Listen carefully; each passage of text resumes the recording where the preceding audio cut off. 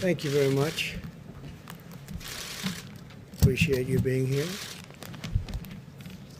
And good evening. As we continue to confront the China virus, we're rebuilding America's economy like nobody thought possible, actually. We're doing incredibly well. Stock market's up almost 300 points again today.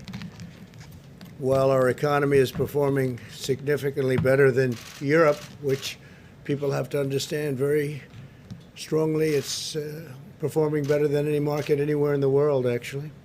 At the same time, Europe has experienced a 40% higher excess mortality than the United States. And I will say that that's a significant number. We're working with Europe on their difficulties, and we are going to help them all the way. We're doing very well, as you know, on the vaccines and the therapeutics. But think of that. We have the strongest economy, performing economy in the world. We're up, I think it's $9 trillion since March, $9 trillion in value. That's a number that nobody's ever heard of before. We're also getting close to about a 50% number since March, which is incredible. So it's $9 trillion. It's almost 50%. In fact, I think it went above 50% today with the 300-point increase. And it's so we're doing much better than Europe, significantly. And at the same time, Europe has experienced a 40% higher excess mortality than the United States. I just want to mention, because another number of judges were approved recently, will be probably over 300 judges, federal judges, including Court of Appeals judges, approved by the end of my first term. And other than when they added new judges into somebody's term, which happens seldom, but we have more than any. There's a record. Nobody's ever seen anything like this in one term. So we're going to have over 300 federal judges, and that's Court of Appeals judges, and that's just in the first term. It probably will finish out over 300, which is pretty amazing. The stock market's rebound signals a V-shaped recovery, stronger than our competitors anywhere in the world, stronger. If you look, you'll see exactly what we have. The United States has been far less severe than it was with our peers and peer nations. And you see that right there. There's the United States. And that's despite the fact that we've done more testing than any other nation in the world, that we've done more by far ventilators. We're building thousands and thousands of ventilators a month, and we're distributing them all over the world. We're helping other countries. But despite all of these factors, the shallowest contraction, which is a big deal.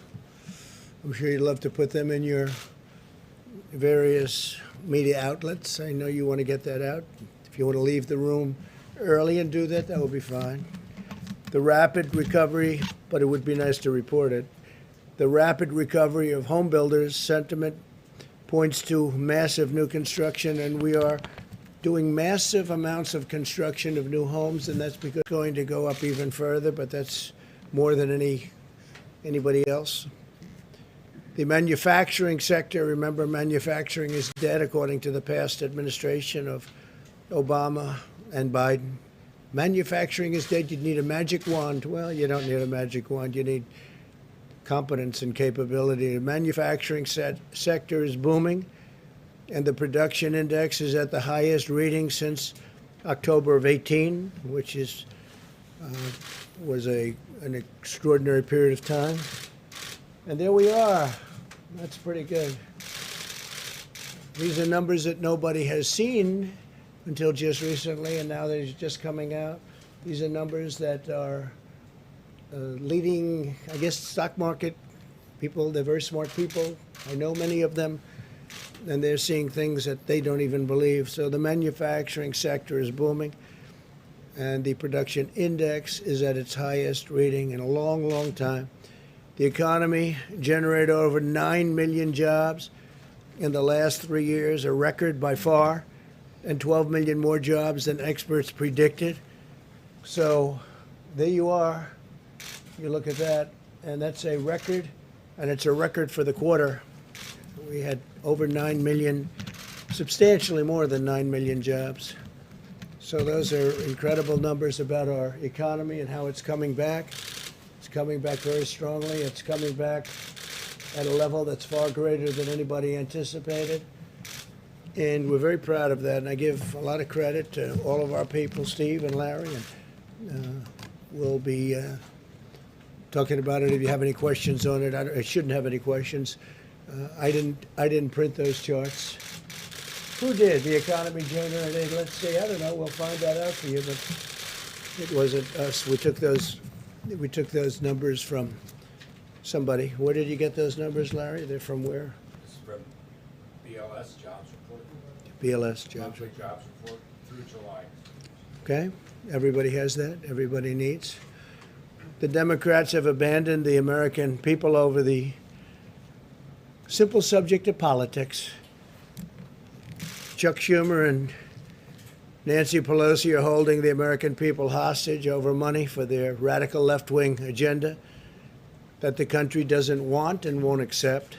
For example, they've asked for a ridiculous $3.5 billion, that's billion, $3.5 billion for universal mail-in voting, a system riddled by fraud and corruption. You just look at what happened with the Carolyn Maloney race. They should do that race over, by the way. I think her opponent is right when he is having fits about that race. When you look at the ballots that are missing and the ballot frauds, nobody knows what's going on with that race, and yet they declared her a winner. So her opponent, I don't know what's happened over the last 24 hours, but her opponent is rightfully going a little bit crazy. And then you look at what happened in Virginia, where they have 500,000 applications sent out at random to people that have no idea what happened, and they admitted they made a mistake. And many were sent to dead people, many were sent to, number were sent, I guess two, that at least, 2, 3, 4, were sent to dogs. One was sent to a cat. They're sent all over the place. That was in Virginia and Paterson, New Jersey. They had a massive amount of voter fraud, and it's been a disaster. Paterson, New Jersey, has been a total disaster. That's universal mail-in voting. So they want $3.5 billion for universal mail-in voting for the country, where you have hundreds of millions of voters. They can't do a little race with 20,000 people. Now they want to take it countrywide mail-in voting. It's going to be the greatest fraud in the history of elections. When you always talk about Russia, China, Iran on voting, your biggest problem is going to be with the Democrats, not with China, Russia, and Iran. Your biggest problem is going to be with the Democrats. But now the Democrats, they want $3.5 billion, think of it. But now that they're unwilling to approve a bill that gives all of that money, of course, we would never approve an amount like that. And they also want $25 billion additional for the post office, Steve. $25 billion for the post office, so the post office can handle this vast amount of ballots that are being sent at random all over the place. They have no idea where they're going. So they want $25 billion, and they want, think of this, they want $3.5 billion. Would you say that's enough to cover it? I think we could do it for less, right? I think we could do it for less. But they want $25 billion for the post office because of this. And remember, the new man who's a great person, a great businessman, just got there a little while ago. The post office has been run poorly for many, many decades. Great people in the post office, incredible people, but they've had very bad leadership for many years, so we'll get it straightened out. But they turned down this bill because they want radical left agenda items that nobody in their right mind would approve. So they want $25 billion for the post office. They want $2.5 with $3.5 billion for universal mailing, $3.5 billion. And the bill's not going to happen because they don't even want to talk about it, because we can't give them the kind of ridiculous things that they want that have nothing to do with the China virus. It has nothing at all to do with China virus, much of what they're asking for. So therefore, they don't have the money to do the universal mail-in voting. So therefore, they can't do it, I guess, right? Are they going to do it even though they don't have the money? They're asking for the $3.5 billion. They're asking for $25 billion for the post office so they can do this, I guess, and other things. At 25, I would hope it would be a lot of other things too. But therefore, they don't have it. They don't have the money to do the universal mail-in votes. It'll be the greatest rigged election in history. It'll be the greatest fraud ever perpetrated, other than perhaps what they did to my campaign, where they spied on my campaign, President Obama, Biden, and everybody else. And they got caught. Let's see what happens. This will be one of the greatest frauds in history.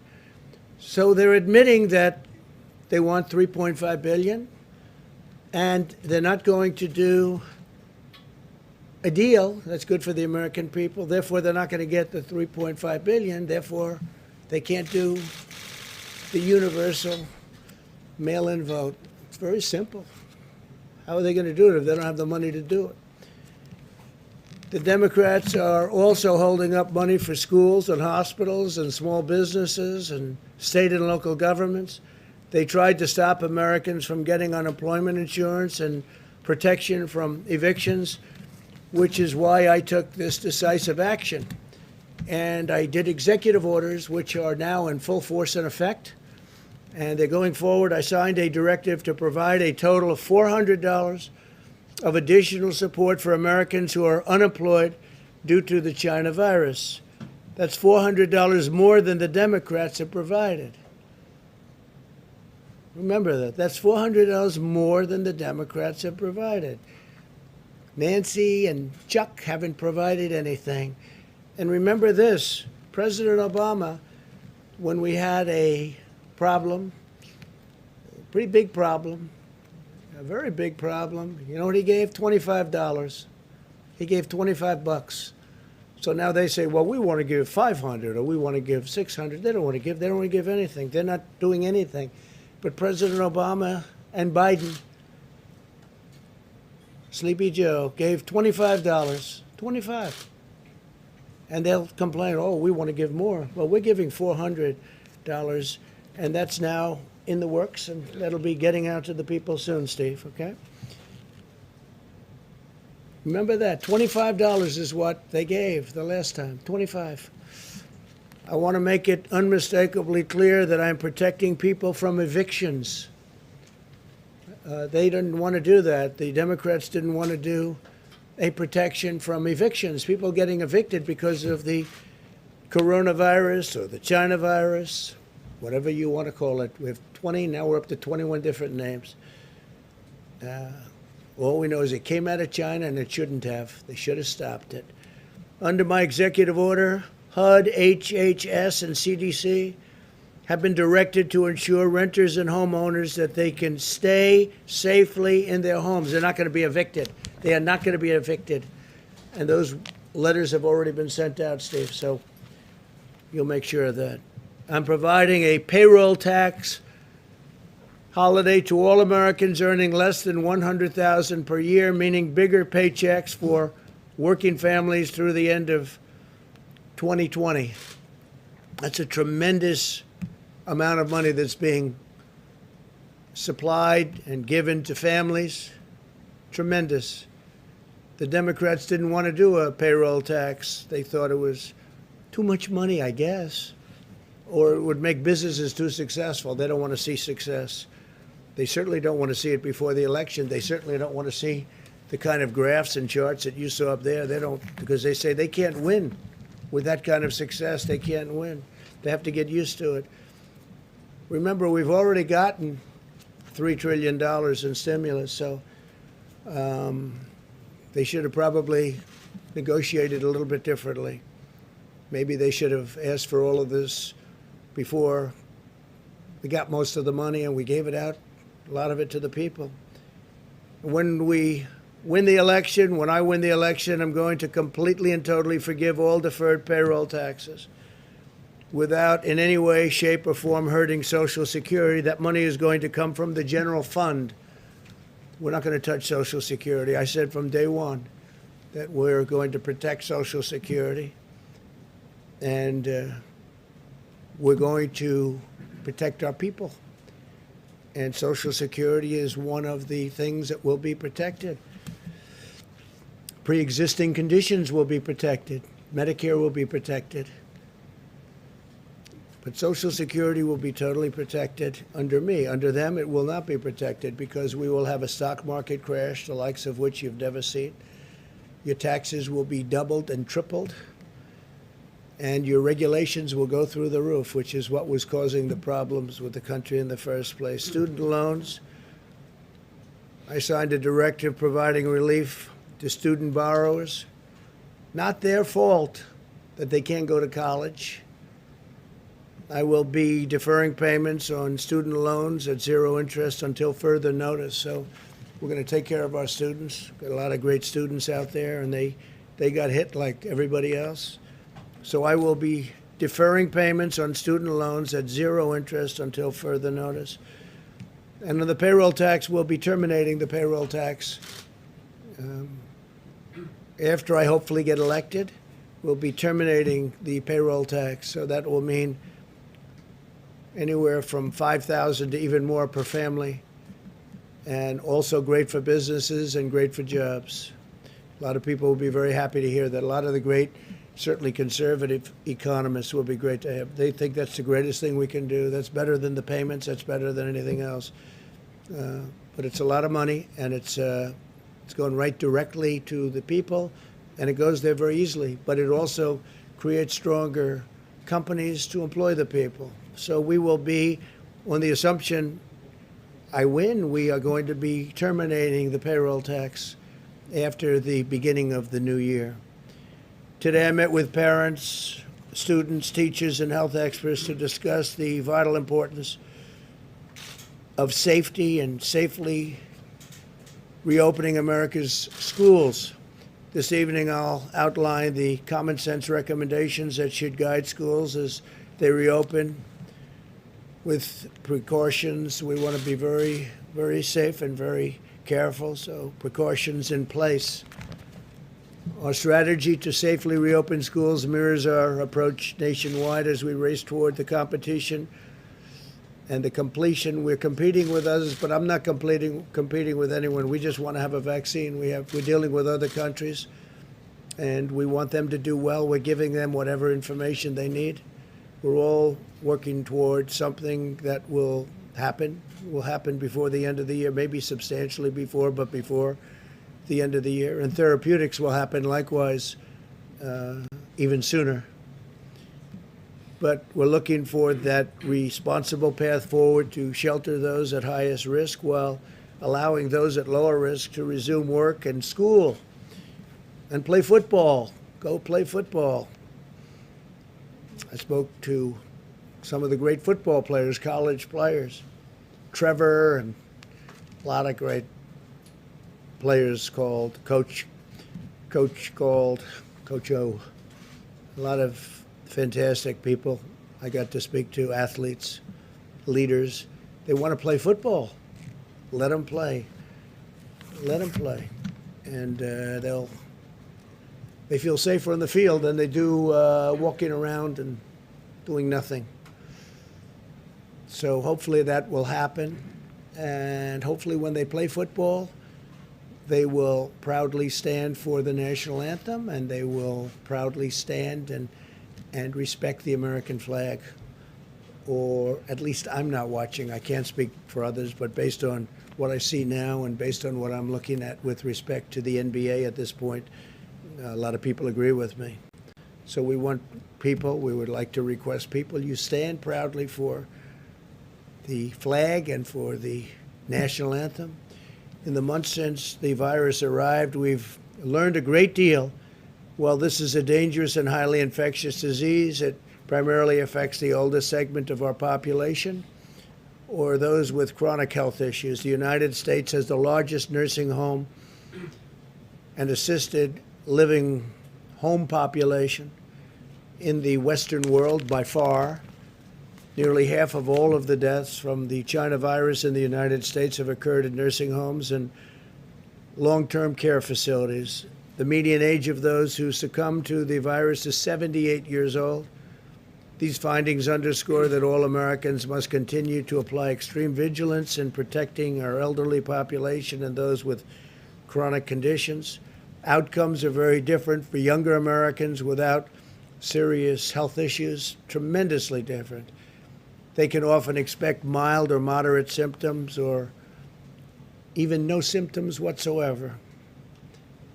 They have very strong immune systems. We've learned even more so than we ever thought. In a typical year, approximately 5 times as many Americans under the age of 65 die from heart disease as have so far been lost to the coronavirus from the same age group. That's an interesting statistic. Blessedly, children appear to face the lowest risk of all. It's 99.995% of all fatalities are adults. Think of that, 99.95. That is extremely close to 100% of all fatalities are adults. Children often have only mild symptoms, and medical complications are incredibly rare, very, very, very rare. Those that do face complications often have underlying medical conditions. In each of the last 5 years, the flu resulted in more deaths of those under 18 in the United States than have been lost thus far to coronavirus by far. The flu. The flu does kill young people. Given these considerations, we believe many school districts can now reopen safely, provided they implement mitigation measures and health protocols to protect families, protect teachers, and protect students. All families should be empowered to make the decision that is right for their own circumstances. This is especially important if a child has underlying health conditions or lives with a parent or grandparent who is at a high risk. And one of the things we'd like to do is when we make payment to schools, because we spend a lot of money on schools, we'd like to make the payment directly to the student or to the child. And that would mean to the parents essentially, but to the child. We want to follow the child so that if a school is closed, the family can go to another school, maybe in another area, but they can do it and would like to make that payment. Rather than paying a school that's closed, would rather pay directly. We're following the child, where the child goes, and we want to pay the family, pay the child, and then the family can take care of the cost. And we're trying to get that approved too, but the Democrats don't like doing anything unless it means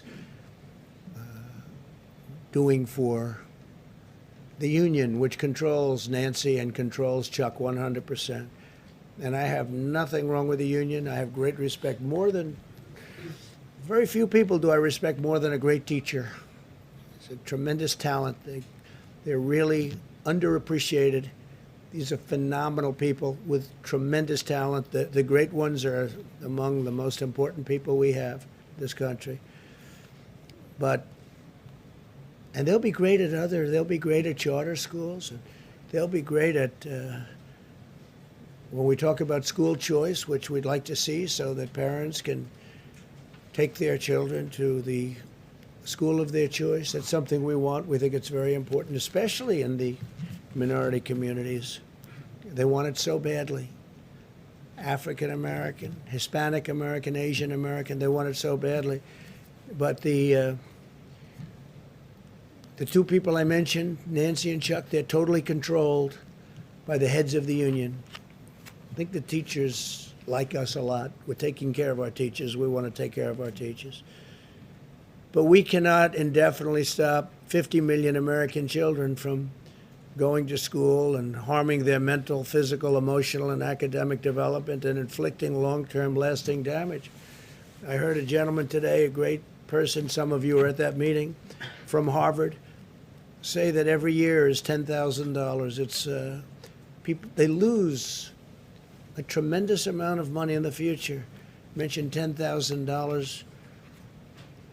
And I think he was talking about on a yearly basis. They lose a lot by every year of education that they lost. Every year they gain $10,000. And when you have students sitting at home playing with a computer, it's not the same. That's one thing we've learned for sure. It's not the same, can never be the same as being in a classroom. So we want to get our students in the classroom. The American Academy of Pediatrics has released guidance, recommendation that schools reopen. They said reopen.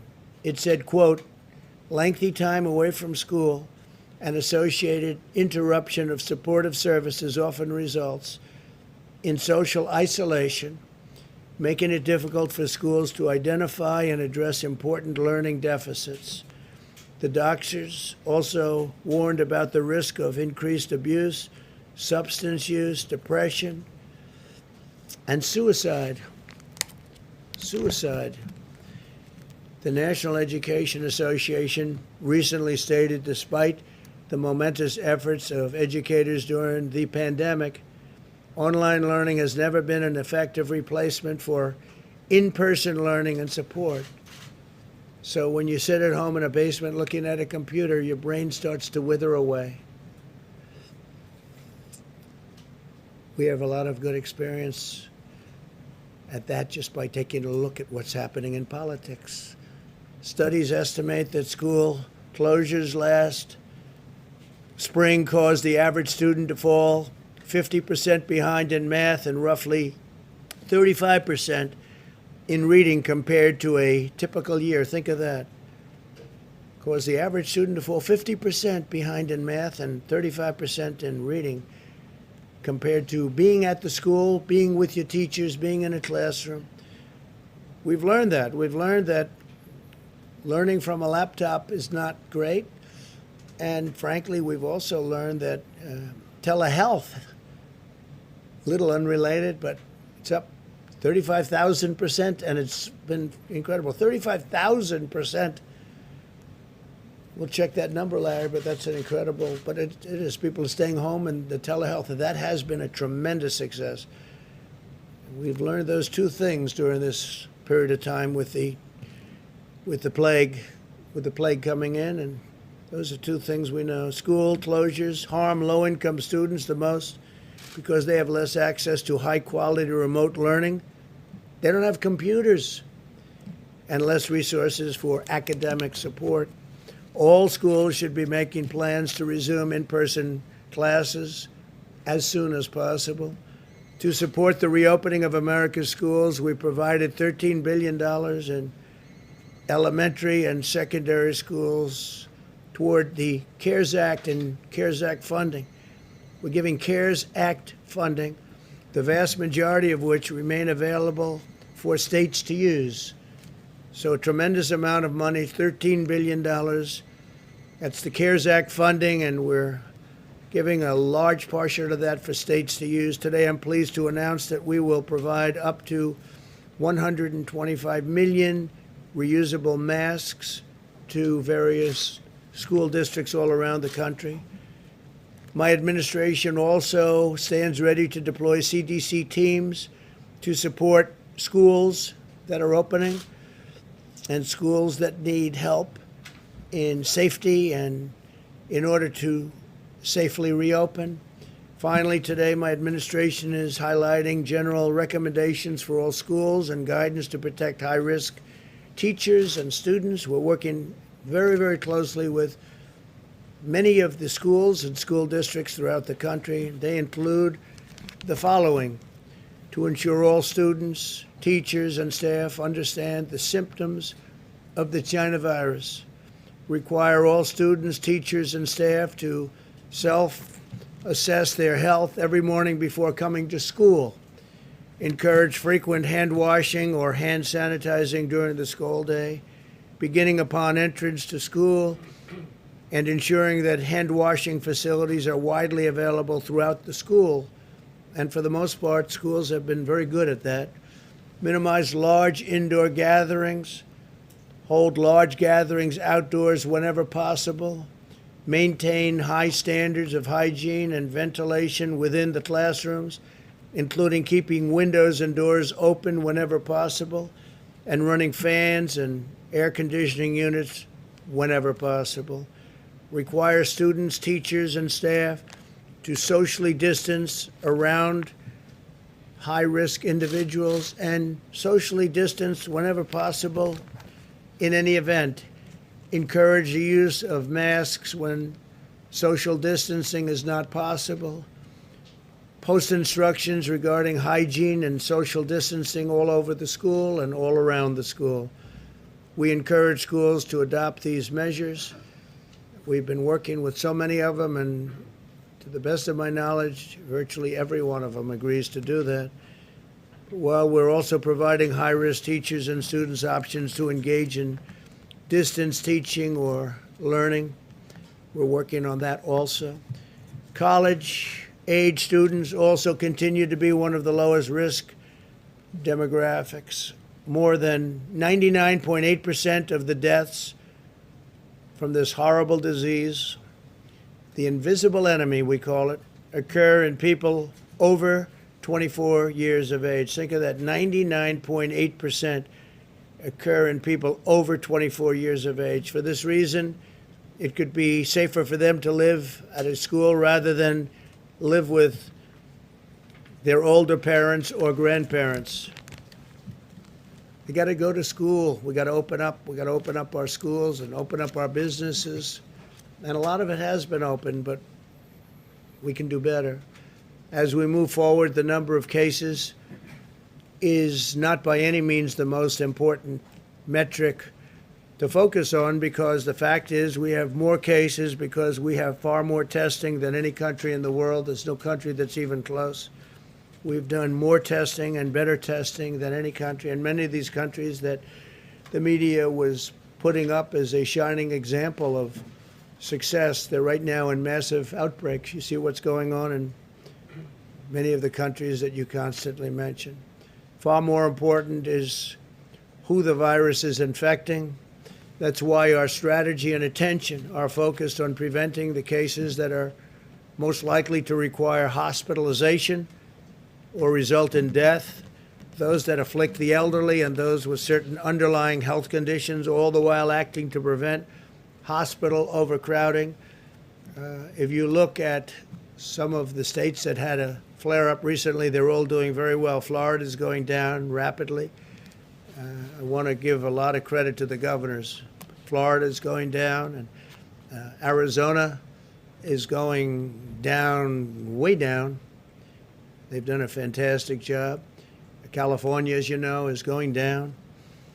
And many other locations, it's doing very well. And many locations are really in fantastic shape, some with very little, if any, problem. Large portions of the United States. Those advocating for a never-ending blanket nationwide lockdown have no answer for what it would do to the mental, physical, and social health of millions of American children and people.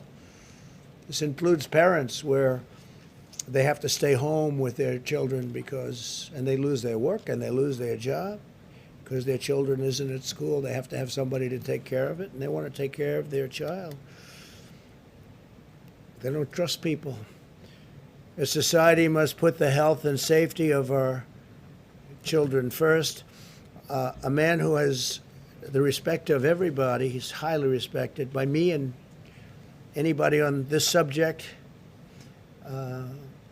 He's the expert. Dr. Scott Atlas is here from Stanford, and he's been working with us for a period of time, and I thought it would be great. He was saying things to me the other day. I said it would be great if you could tell that to the media.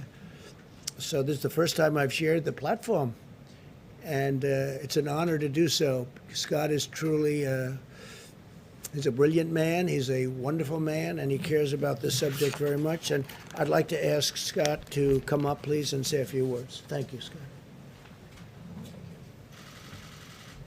Thank you, Mr. President. It's obviously a great honor to be here and great honor to serve this president who's really focused on the very important parts of the pandemic. And I'm new here. I'm just sort of getting involved, but I want to thank you and the vice president and the entire team, the task force team, and all the people who are not very visible, really, for working so hard. These people are working 24/7, and it's quite amazing. And I think today we had a fantastic event that I'll just mention on opening the schools, because the president's priority is to open the schools and open them safely and have parents have the options to either use open schools or do whatever they can to eventually get back to open schools, including any kind of hybrid or other arrangement they may want to do. It was a great event. We had a group of fantastic parents, teachers, medical experts, and it went very well. And so I won't spend a lot of time up here, but thank you very much, and I hope I can help out in some way. Thank you. Steve, thank you. You mentioned the executive orders that you signed. Are we now unlikely to see any more stimulus legislation before the election? Well, we're giving $400, and we are in constant touch with governors also, who they'll be making perhaps a contribution. They have options. They can do it or they don't have to do it. I think most of them will do it. We're also doing a payroll tax cut, which is a massive number. That's a very big number. And that's a number that's bigger than any of the numbers we talked about. And the beauty of that is it really incentivizes companies, and because it's both a company cut and a employee cut, so that really very much incentivizes people to go back to work and work hard, and the company to hire people back. And we've had some of the great economic minds saying that's the most important cut. That would be the best cut you could do. We couldn't get the Democrats to even think about agreeing to it. It's not the Democrat way, I guess, because it just seems that whether it's Larry Kudlow or any of your many friends, that's the one they wanted the most. Would you say, Larry? And so we're doing that, and that was never even really discussed because that was taken off the table by the Democrats immediately.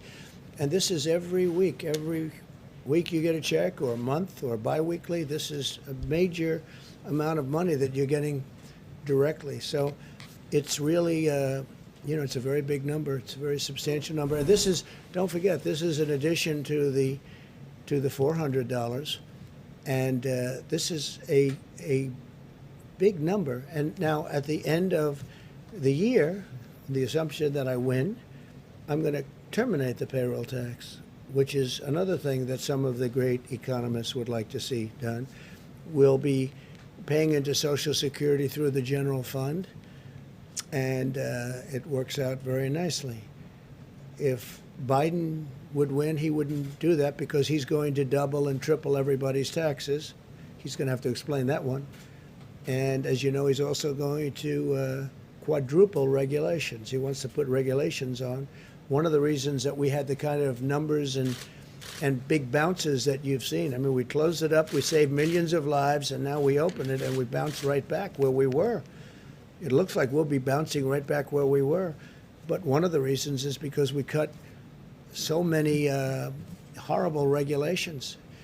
And Biden, with his new partner, Kamala, will, if you think he's going to put it all back, but many times more. I mean, they want to increase regulations, and that's just going to drive companies out, and it's going to drive people out. It's going to drive them to other countries, and it's going to make us not competitive with other countries. Please, Oya. Thank you, Mr. President.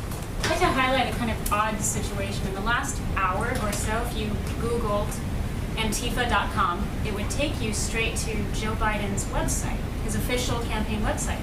Odd situation. We don't know who's behind that. But it raises an interesting leadership question. Should Joe Biden, the Democrat Party, Kamala Harris, should they publicly denounce the Antifa as a domestic terrorist organization? They should. I think they're afraid to. It's, in my book, it's virtually a part of their campaign, Antifa. The Democrats act like, gee, I don't know exactly what that is. Take a look at Portland. Take a look at any place you want to take a look at. And they're all over the place. They were here. We put on a 10-year prison sentence if you knock down any statues 2 months ago, and since then we haven't seen much of them.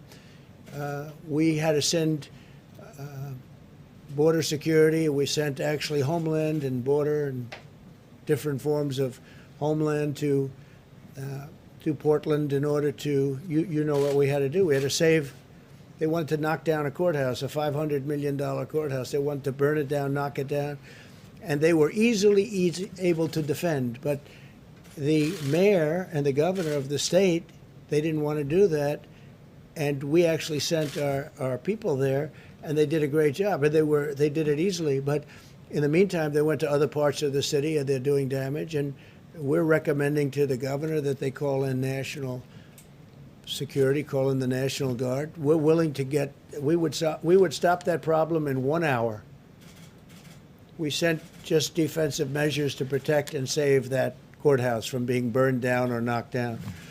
We also saved a couple of other buildings, federal buildings, because they were unable to do the job. I have to say this, they have really good police. They have a great group of people that if they would be allowed to do their job, same with Chicago and same with New York and a couple of other cities, if they allowed, you have, in Chicago, 25,000 police, and they're really good, but they're not allowed to do their job. In New York, you have New York's finest, but they've totally taken away their incentive. They've taken away their lives, in a sense, because they don't allow them to do their job. They could do that job so easily, you wouldn't have a problem in New York. And that includes with terrorism and everything else. They disband it. They've cut by $1 billion their budget in New York, $1 billion. And crime is up by 200%, 250%, depends on what week you're looking at. It's crazy what's going on in New York. We could solve that problem easily, but we don't have to, because they should be able to do it themselves. But they have to give the honor back. It's an honor. They have to give the honor back to their law enforcement groups. New York is great, so is Chicago. And in Portland, they could do the job. If they don't want to do that, we would send in gladly if they want. The National Guard will take care of it in 1 hour. It'll go very quickly. As we did, by the way, if you take a look in Minneapolis, when they were burning down Minneapolis, a wonderful place, but nobody's ever seen anything like it. After days, the very liberal, and these are all run by liberal Democrats. Every place I talk about is run because we have great cities, and they're run by Republicans. Okay, it's there's no magic to it. It's obvious what's going on, and the cities that I mentioned are all run by liberal, very liberal Democrats, and it's very sad when you see what's happening to New York. It's very sad when you see what's happening to other cities, not just those three, other cities. When you look at what's happening, it's not even believable. I left New York almost 4 years ago, and you could see signs of problems because de Blasio was there. He's a horrific mayor, just horrific. I mean, people don't want to go there anymore. He's not only is it bad with crime, the way he talks about the city and what he does, he's horrific. And when I see that, it's a very sad thing. I left almost 4 years ago, right? And when I look and see what's happening to a city that I love, that still has great potential, but it's going to have to be brought back, because what happened in New York is it's not even believable. What's happening in Chicago, where one weekend you had 78 people shot and 18 die in a weekend. And then successive weekends, you have so much of that happening, and it's really not even believable. And if you let Democrats run this country, and we've stopped it from going other places, if you let Democrats run this country, you'll have all of your cities be just like that. Thank you, Mr. President. The heads of the Boston and Dallas Fed today said that the economy hasn't recovered strong enough because the country hasn't contained the virus. So what's your response to them, and what did that argue for a stronger federal response? Well, look, you just saw it Other countries were doing much better than all other major countries, peer countries. This chart came out just a little while ago. I thought I'd say, see, it's that kind of a question, the wise guy question, because I just went over the whole thing. We're doing better than almost everyone with the economy, and I think we face a headwind because Democrats, perhaps for political reasons, don't want to open up their states. And that's having a huge toll. That's taking a huge toll on people within those states. When you look at North Carolina, you have a man doesn't want to open it up. You look at Michigan, you look at some states. I mean, they just want to keep these people in their houses, in their prisons. They call them prisons. And I think a lot of it's for political reasons because they want to look as bad as possible on November 3rd, but I don't think it's going to matter because we're doing so well in so many ways. As far as the plague is concerned, when you look at the numbers, take a look at what's going on now with other countries. They're having flare-ups that are very, very substantial, and we've done very well. We're helping a lot of those countries, and those were model countries that you used to talk about and say how well they were doing, except they just exploded. They just had very big flare-ups. You understand that. No, we're doing very well, and I don't have to show you the charts again, but those charts are at a level that nobody even thought possible. I think we're going to have a fantastic third quarter. I think next year will be one of the strongest years we've had. And this is with California being closed down. This is where North Carolina and Michigan and tremendous states, great states, are being closed by for reasons I think that Scott would tell you you disagree with, right? You disagree with. We spent a great amount of time talking about it. We got to open up our country. We understand the disease. We understand who it hits. We have to protect our elderly people, especially our elderly people that are not well. We have to protect them. But we understand it, and we understand it well. We've learned a lot. And we're going to have the vaccine soon, and we're going to have the therapeutic soon. It's going to come out very soon, and we're very proud of the people and the job they've done. Yeah, please, go ahead. Thanks, Mr. President. Joe Biden and Kamala Harris just appeared together in their first campaign event right before you got up on this podium. Can you tell us if you watched their remarks and give us your reaction to them? I didn't watch. I saw just a moment of him speaking, a moment of her speaking, and it was enough. Look, he made a choice. He picked her. I watched her. I watched her poll numbers go boom, boom, boom, down to almost nothing. And she left angry. She left mad. There was nobody more insulting to Biden than she was. She said horrible things about him, including accusations made about him by a woman where she, I guess, believed the woman. And now all of a sudden she's running to be vice president, saying how wonderful he is. I thought it was a very unusual pick because she said such bad things, and you know better than anybody what, you won't write it because you don't want to do that, but you know better than anybody. She said horrible things about him, horrible things, and she mocked him, openly mocked him. That's why I thought that was a very risky pick, because I'm sure that'll be played back, not necessarily by me, but others. It'll be played back. The other thing, if you look, she wants a $3 trillion tax hike. No fracking. How do you think no fracking in Pennsylvania is going to play? That's a big fracking state. If you didn't have energy produced that way, you would have taxes that would triple, and you'd have unemployment that you wouldn't believe. In Pennsylvania last year had the best year they've ever had. Texas last year had the best year they've ever had. Oklahoma, best year. Almost every state in our nation last year had the best year they've ever had. And they're going to have that again next year. And you can see that by what? But think of it. She wants no fossil fuels. No fossil fuels. Really? Tell that to Texas. And then I hear Trump is only 1 point up in Texas. No, they said the same thing with crooked Hillary Clinton. They said Texas is in play. Trump is down in Texas. And then I won Texas immediately when they said the polls are closed. Trump has won Texas. And I won by a lot.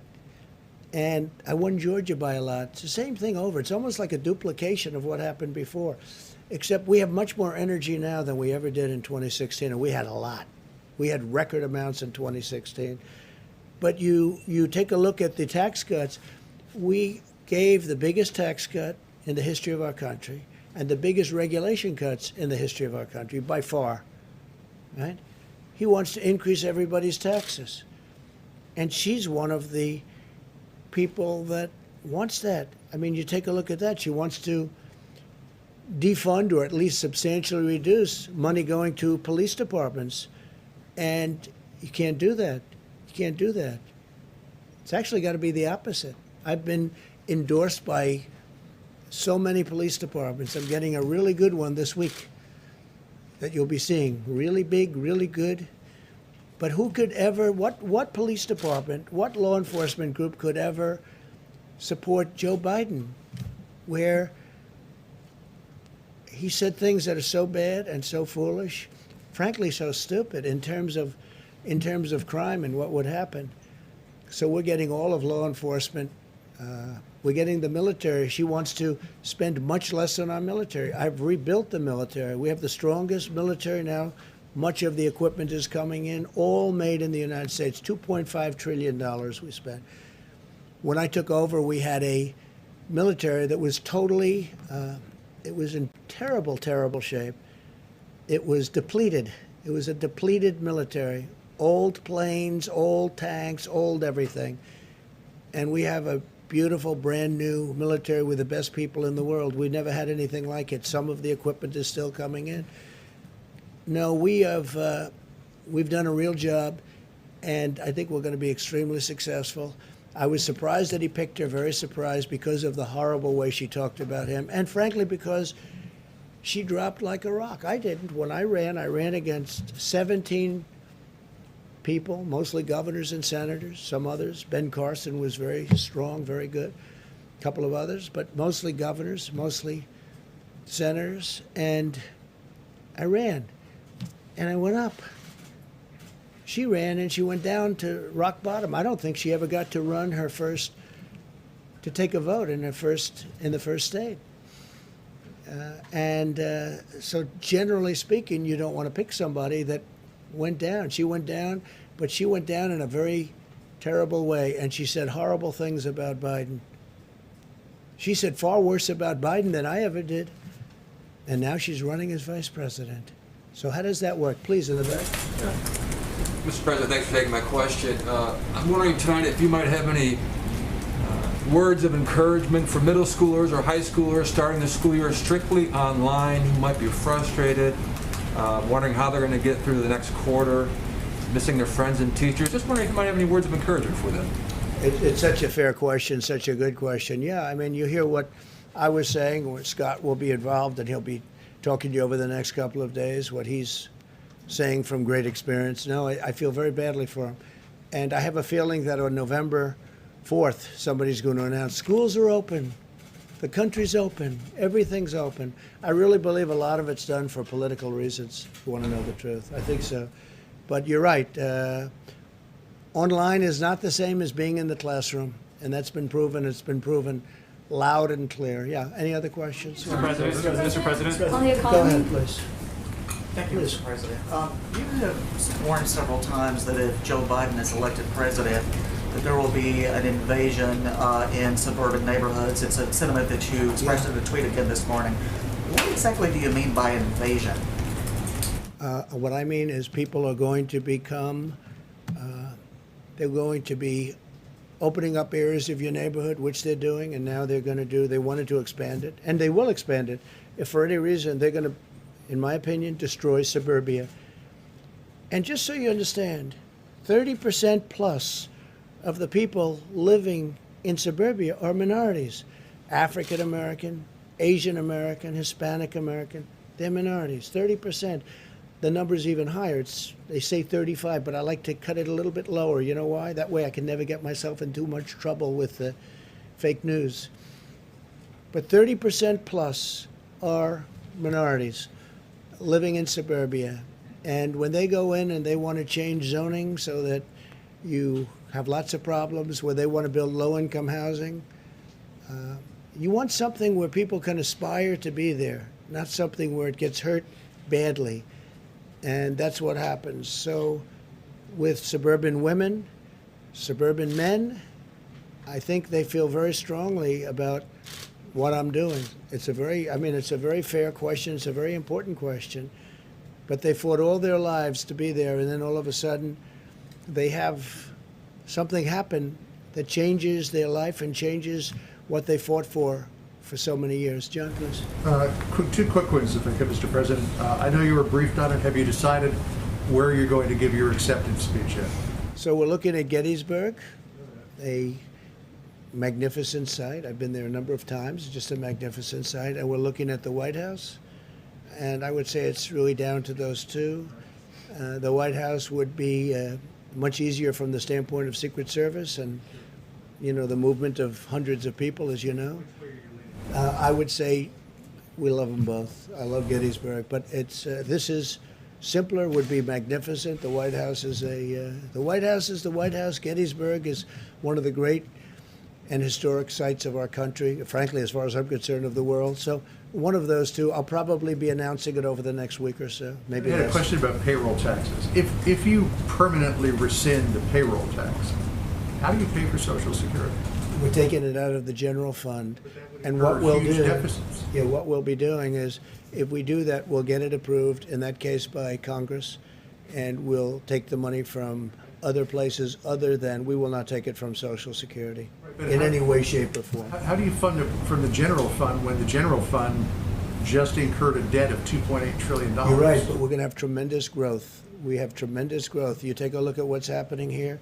Next year, unless somebody comes in who doesn't know what they're doing and they start raising taxes and forcing everybody to leave the country or leave their jobs and companies to close, we will have tremendous growth. You will see growth like you haven't seen in a long time.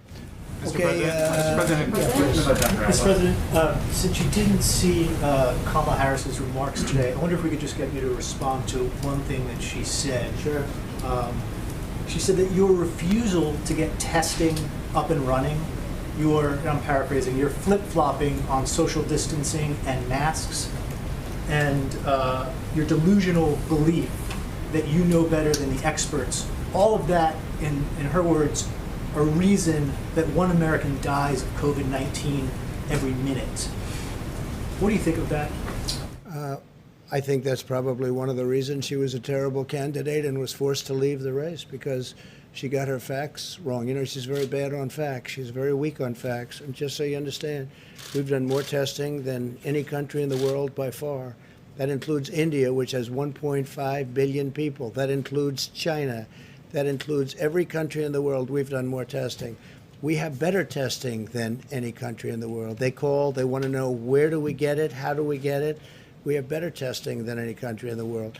When you do as much testing as us, however, as you understand, you develop more cases. If you tested on a set of 65 million people, which is what we've done, when you test that many people, you're going to find cases that normally you wouldn't see. If you go to Mexico and you go to other countries, you'll see they do almost no testing. They test if somebody's not feeling well. They test if somebody is symptomatic. They test very little.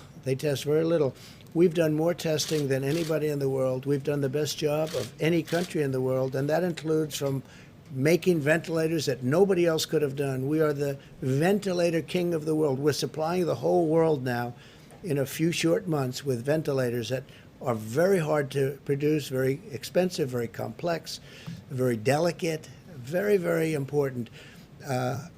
We've done a great job. And then on top of that, when you look at the numbers, how we were impacted less than these other countries, and now you look at the explosion of countries that you would have said did such a good job, and some of them had advantages over us for obvious reasons having to do with the pandemic.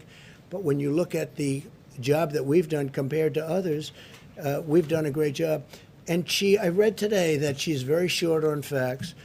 I think she's going to be a big failure, and I look forward to the debate between her and Mike Pence, because I think he'll do even better against her than he did against Senator Kaine, which was a total wipeout. So we'll see how it all works out. All right, one more. Yeah, please, in the back. Mr. President, Please. thank you very much. Go ahead. Me? No, in the back, please. Thank you. Just ask, what do you say to those critics who argue you're trying to sow distrust in democracy and deliberately trying to sabotage the post office to undermining mail-in voting, which a lot of people need? I say the Democrats are sabotaging the post office because they're not approving $25 billion that was requested. So they're sabotaging the post office, and they're not allowing the post office to function properly, and they're certainly not allowing universal mail-in votes when they do that. But equally importantly, they're not allowing $3.5 billion in funds to do voting that they'd like to do.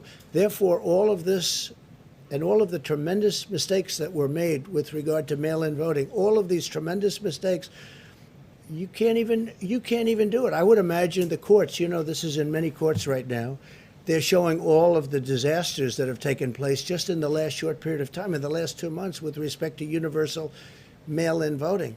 It's just like a total catastrophe what's happening, and we can't let that happen. Go ahead real fast. Mr. President, I'm Sure, go ahead. One is about, you had graphs about the economics of COVID, Right. but deaths in America are still going up, whereas in Europe, right now, 0 deaths in UK, 0 deaths in Yeah. France. What's going up by cases, if you look at cases, and the cases are going up because we do so much testing and we find it, and I call it fake media gold, because we do so much more testing than any other country, and when you do all that testing, you find cases. Go ahead, Steve, real First fast. one on trade, you've got these trade talks with China going on. Is it possible you would pull out of the trade deal with China if they're not meeting their commitment? We've taken a lot of money from China in the last year and a half that no other president has taken in. We've done things to China that nobody else has done to China, or even thought of doing it, with 25% tariffs, and taken in billions and billions of dollars, tens of billions of dollars, and given the farmers, as an example, $12 billion one year, $16 billion another year, and made the farmers extremely happy. You don't hear them complaining. They were targeted by China. But I'm very angry at China because they let this horrible disease, they let this horrible plague come into our country and come into the world. And they should have been able to stop it. They stopped it from going into China. They should have been able to stop it. So I'm very angry at China. Thank you very much. Mr. President, on unemployment, it's not